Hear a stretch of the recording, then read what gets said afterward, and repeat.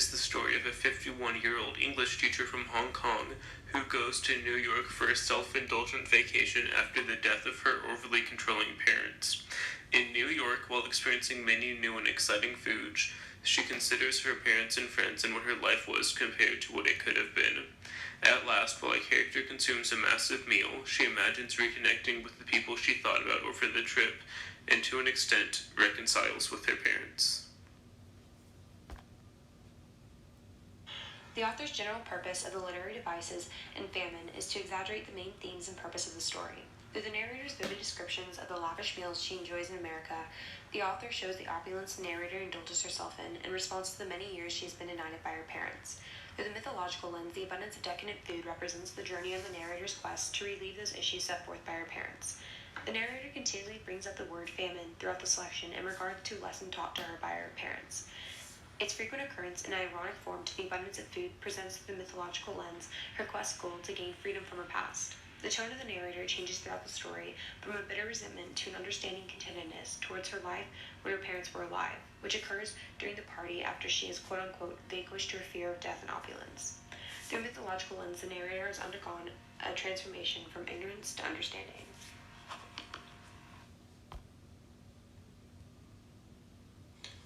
When we look at context as a whole throughout the majority of the passage, we see that a large portion of the context utilized is for the purpose of portraying the author's struggle, and we see that primarily through political and historical context. So when we get into our first example, our first example is a historical context of the Hong Kong colonialist power struggle, and that's very historical. British Empire and China had many tumultuous eras regarding Hong Kong.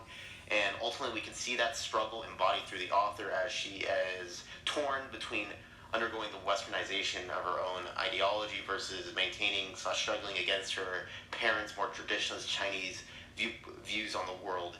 And we see this heavily as a mythological struggle as well, because it is a part of the Chinese mythological illusionary concept that the Western world is barbaric and China is the Middle Kingdom.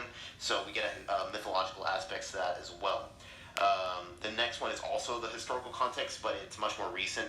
It is the concept of the Great Chinese Famine, and that was occurring only 5 years after the author was born, so she was very in-depth with this concept, and she had a direct relationship to it, and it's basically the underlying context for the entire passage as shown through the title. And it also relates to a mythological lens because it forms the outlaw archetype to the author, specifically from a social aspect. And the purpose was to provide a direct historical context to the conflict in her life.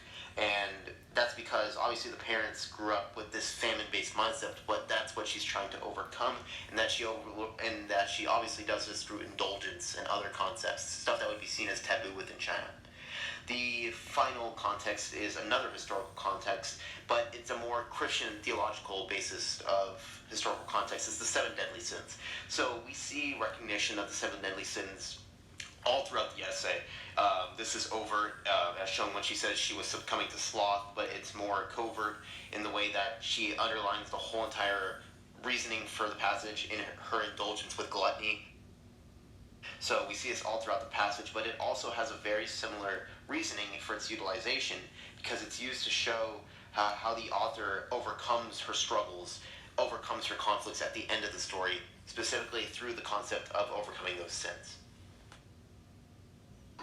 The allusion to sloth is very important for the interpretation of the story as a whole. Without this allusion to the deadly sin of sloth, then it would be very difficult to notice that the story is told through the frame of all of the 7 deadly sins.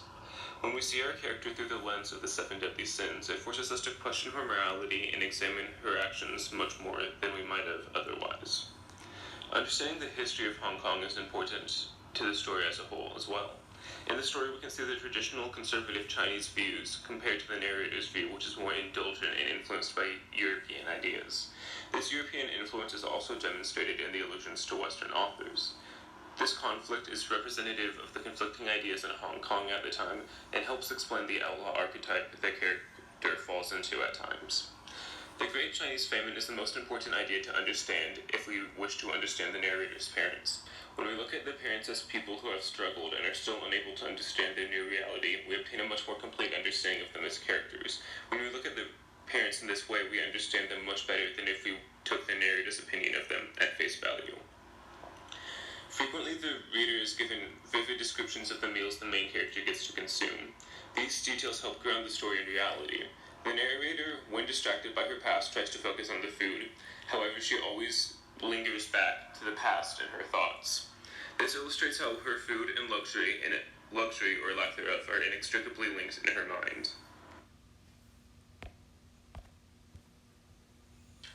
The literary argument I want to situate for this passage is that the author of Famine wants to utilize both obvious and unobvious literary concepts that typically possess a mythological base to prove the concept of the internal struggle within the author is with regard to the social constructs about her upbringing, as well as the struggle she has to deal with regarding herself versus her parents, which is essentially the westernization versus traditionalism, the new generation versus the old generation, all of the above. The evidence for this mainly situates itself from a contextual standpoint through the Seven Deadly Sins argument, right? So that's a Christian theological basis for her issue. So she has indulgence in sins, but all those sins typically go against traditionalist Confucian Chinese values. And it is her construct that she is not doing anything wrong, but she's just escaping from the social constructs that have weighed her down her entire life. But we see that this concept is ultimately overcome in the end of her story as she has a change of heart. And that's proven through her tone, right? Her tone changes from one of resentment, anger, typically disdain, all the way to contentment. And she does this through a multitude of factors, but ultimately we see that her outlaw archetype develops into the hero archetype at this point. She shows growth. She acknowledges that she has indulgence in sin and she wants to overcome this. But ultimately, it just shows that she was conflicted throughout her life and that she wants to change, and that has ultimately been the basis for the entire story. Our group uses Seven Deadly Sins and the historical context behind the upbringing of the parents and narrator to gain a deeper knowledge of the purpose behind the story. One thing I find a bit odd in this text is why the author chooses to recount more memories of her mother in comparison to those of her father. There are some areas that could have been clearer surrounding the actions of the father and how he impacted the narrator's mental struggle, such as his passive anger towards the narrator and her mother. In contrast, the mother is seen in a more constructive light, consistently bringing life lessons and teachings into the story that are relevant to aspects of the narrator's personality as of now. The father might not have been viewed by the narrator as an integral part of her life, but that still begs the question of what exactly his part was. Our interpretation of the story as a whole sets aside some of the more basic elements of the text, such as the anger set forth by the father towards the rest of the family and the narrator's life as a teacher, in exchange for a deeper look into the reasoning behind the actions of the main characters, such as they relate to religious sin and backgrounds in different eras of history. Our argument allows for a better understanding of the text instead of relying on face value for its meaning. Our interpretation of Famine takes a deep dive into the actions committed by the daughter and the parents' tight hold on her life that ultimately leads her to her quest of finding a new meaning for her life without her parents' grip weighing her down. One could easily read the story and interpret the daughter's actions as simply those of a rebellious child set free from 51-year-old constraints of her conservative parents. But our interpretation uses the Seven Deadly Sins and historical background, bringing to the surface a deeper understanding of why the daughter acts out in the way she does and why her parents treated her as they did.